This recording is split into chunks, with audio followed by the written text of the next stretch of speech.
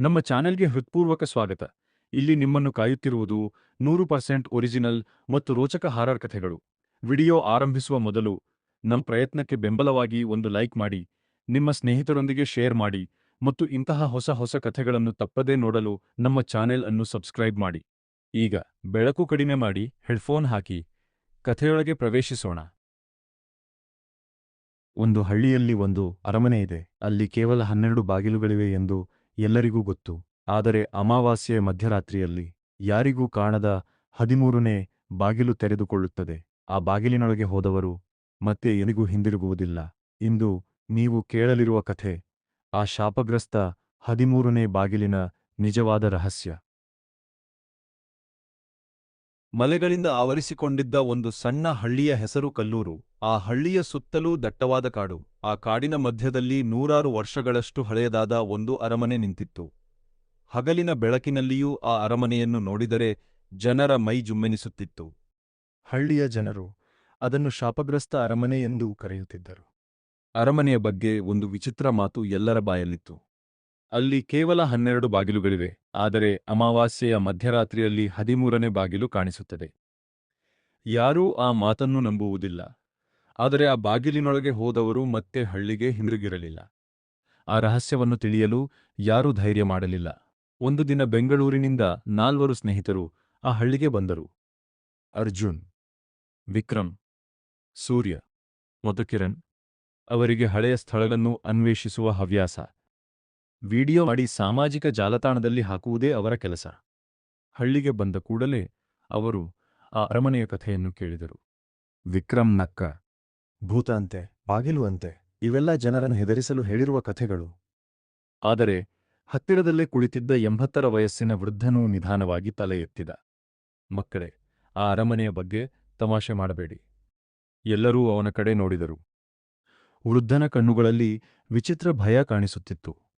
ನಾನು 20 ವರ್ಷದವನಿದ್ದಾಗ ನನ್ನ ಅಣ್ಣ ಅಲ್ಲಿಗೆ ಹೋಗಿದ್ದ, ಮತ್ತೆ ಬಂದಿಲ್ಲ. ಆ ಮಾತು ಕೇಳಿದರೂ ವಿಕ್ರಮ್ನಕ್ಕ. ಸರ್, ನಿಮ್ಮ ಅಣ್ಣ ಓಡಿ ಹೋಗಿರಬಹುದು. ವೃದ್ಧನು ನಿಧಾನವಾಗಿ ಎದ್ದು ನಿಂತ. ಅವನ ಚಪ್ಪಲಿ ಮಾತ್ರ ಅರಮನೆಯ ಹೊರಗೆ ಸಿಕ್ಕಿತ್ತು. ಆದರೆ ಅವನ ನೆರಳು ಇನ್ನೂ ಅಲ್ಲೇ ಇದೆ.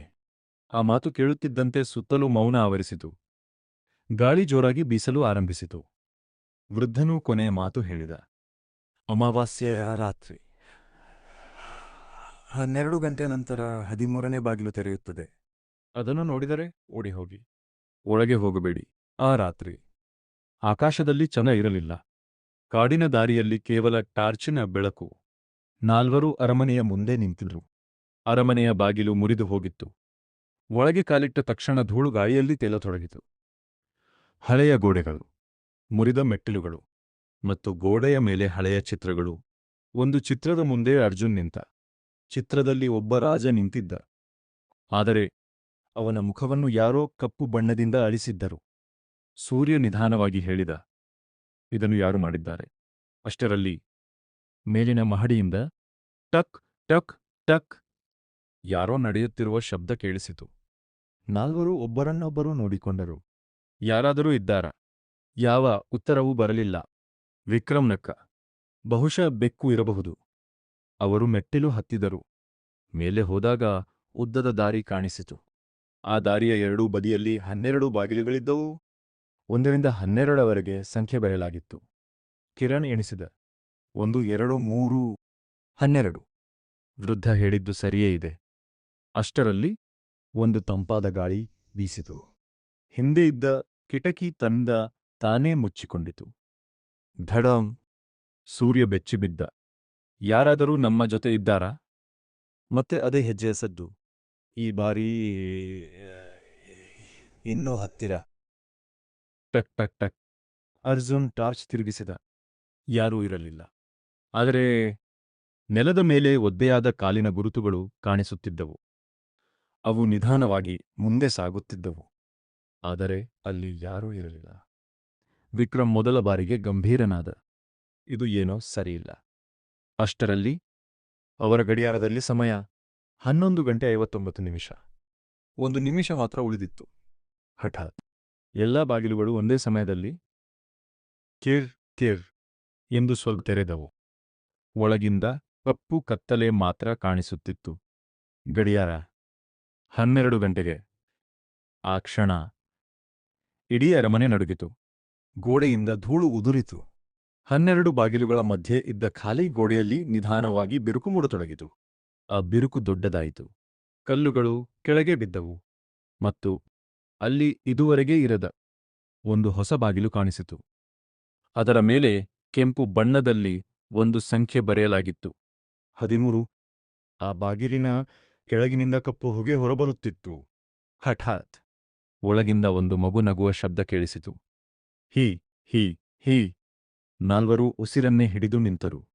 ಅರ್ಜುನ್ ನಿಧಾನವಾಗಿ ಬಾಗಿಲಿನ ಕಡೆ ಒಂದು ಹೆಜ್ಜೆ ಇಟ್ಟ. ಆ ಕ್ಷಣವೇ ಆ ಬಾಗಿಲು ತನ್ನಿಂದ ತಾನೇ ನಿಧಾನವಾಗಿ ತೆರೆದುಕೊಳ್ಳಲು ಆರಂಭಿಸಿತು. 13ನೇ ಬಾಗಿಲು ನಿಧಾನವಾಗಿ ತೆರೆದುಕೊಳ್ಳುತ್ತಿತ್ತು. ಆದರೆ ಅದರೊಳಗೆ ಏನಿತ್ತು ಎಂಬುದು ಯಾರಿಗೂ ತಿಳಿದಿರಲಿಲ್ಲ. ಆ ಬಾಗಿಲಿನ ಆಚೆ ಕಾದಿದ್ದ ಭಯಾನಕ ಸತ್ಯವನ್ನು ತಿಳಿಯಲು ಭಾಗ 2 ಅನ್ನು ತಪ್ಪದೇ ನೋಡಿ. ಈ ಕಥೆ ನಿಮಗೆ ಇಷ್ಟವಾಗಿದ್ದರೆ ಈ ವಿಡಿಯೋಗೆ ಒಂದು ಲೈಕ್ ಮಾಡಿ, ನಿಮ್ಮ ಸ್ನೇಹಿತರೊಂದಿಗೆ ತಪ್ಪದೇ ಶೇರ್ ಮಾಡಿ. ಇಂತಹ ಇನ್ನಷ್ಟು ಹೊಸ 100% ಒರಿಜಿನಲ್ ಮತ್ತು ರೋಚಕ ಹಾರರ್ ಕಥೆಗಳನ್ನು ಕೇಳಲು ನಮ್ಮ ಚಾನೆಲ್ ಅನ್ನು ಸಬ್ಸ್ಕ್ರೈಬ್ ಮಾಡಿ. ಜೊತೆಗೆ ಬೇಲ್ ಐಕಾನ್ ಒತ್ತುವುದನ್ನು ಮರೆಯಬೇಡಿ. ಮುಂದಿನ ಕಥೆಯಲ್ಲಿ ಮತ್ತೆ ಭೇಟಿಯಾಗೋಣ. ಅಷ್ಟರವರೆಗೆ ಜಾಗರೂಕರಾಗಿರಿ, ಏಕೆಂದರೆ ಕೆಲವು ಬಾಗಿಲುಗಳು ಎಂದಿಗೂ ತೆರೆಯಬಾರದು.